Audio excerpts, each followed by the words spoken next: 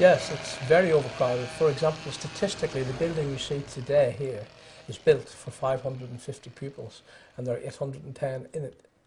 So before you do anything else, you can see straight away the overcrowding.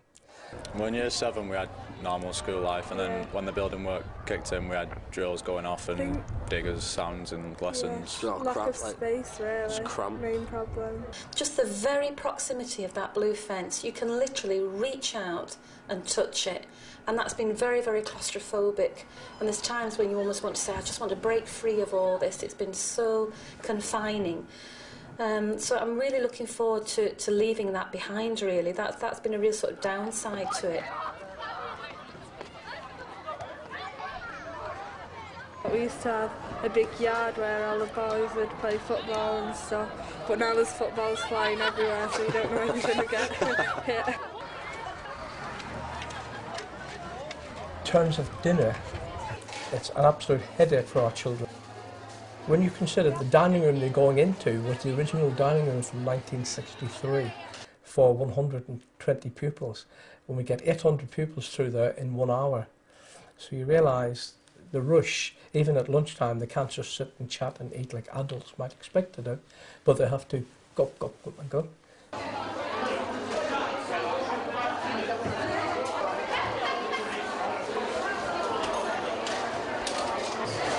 I came here when it was all basic.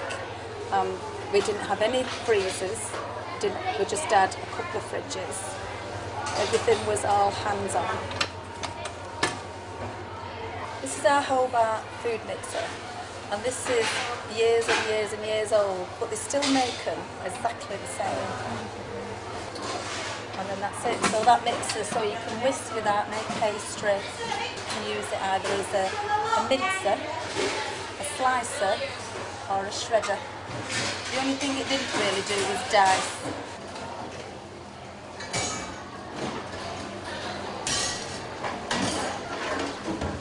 Still apprehensive, I think we all are. I think it's because you come in here and it's so familiar to you, and you know what you're doing, and you don't even have to look at any recipes or anything, you know, you just get on with it and you just rule by the clock, whereas over there it's all high tech. I think I can fly a plane after learning all that oven.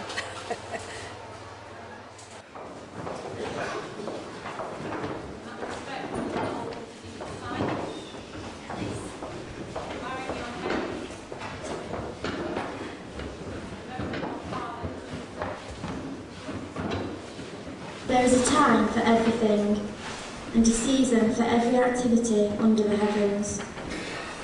A time to be born, and a time to die. A time to plant, and a time to uproot. A time to kill, and a time to heal. A time to tear down, and a time to build. A time to weep, and a time to laugh. A time to mourn, and a time to dance. Mr. McLaughlin taught me history, but he was also head of Ambrose, head of lower school, and he was, I think he must have been head of Ambrose at one point, the different houses that we had. And Barlow and Southworth were always the houses that were doing the best. They always won the competitions. He was dead competitive. Arrowsmith never did that well, and Clitheroe didn't normally do that well. And we were both in Barlow, weren't we? We were dead chuffed, and our eldest sister, when I started, our Amanda was in year 11, like 5th year then. And she was really upset because I was in Barlow with you, and her house never won anything. Her house never won anything. The house system was brilliant then. There was loads of rivalry. Yeah, there was a lot of rivalry. The teachers really used to build it up. They did. Yeah, they took it very seriously. I mean, I felt tearful this week because it's not just a place to work to us. It's you know, it's the fact that we did come here as a pupil, and when you have your own flashbacks. And I was thinking the other day, I was in the hall and walking round. It's almost it's not so much my teaching memories. I'm thinking of, it's my pupil memories as well, and they all. So no, I was a little bit tearful on Monday about it.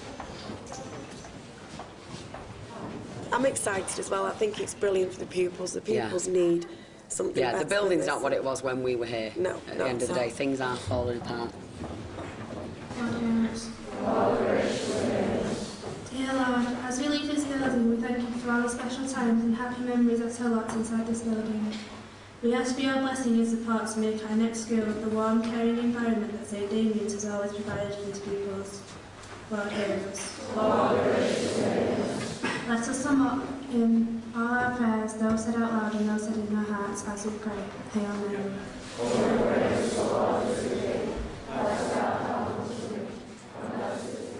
I feel like I have a really strong attachment to the school on so many levels. I'd come back to teaching. I'd taught in Manchester prior to that, and then I came back here, and I had one child at the time. A few years later she arrived, and she was called Emma, and she was in year 9, and she walked into the room and she said, "Don't like English, don't like poems, don't like reading, don't like anything, this is really boring." And I said, "Oh, but I love English, I love stories, and I love poems." I said, "And me and you, Emma, we're going to spend a whole year together, and we're going to really, really enjoy it." Well, Emma stayed with me for 3 years. She did her year 9, she did her GCSE, she got qualifications at A grade in English language and literature, and to the very last day she used to joke with me and say, "Gosh, this poem's boring." But when she was 17 she died, and I was absolutely heartbroken. I've got such memories of this laughing and this joking that we used to have, and I had a folder of work, and I remember giving a folder of work to a mum, and I was just so proud of the time that I spent with Emma. And I've got so many children and so many stories like that, you know, I will really sort of always remember people like her.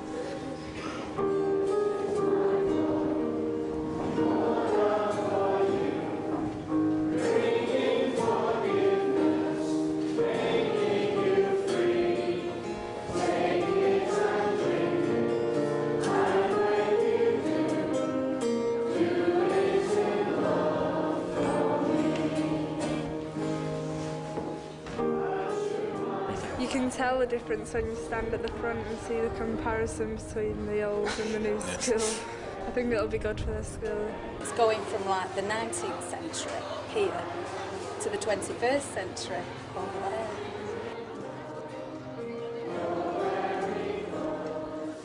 See how people spend the whole teaching career in. It's very easy. That was years that's past very easy. To me. Mrs. Horrocks says I'm a lifer. She says you recognise lifers. I'm never getting out. I'm a lifer, she says. Yeah. It sounds quite cheesy, looks like a big massive family. Yeah, it is. It really is.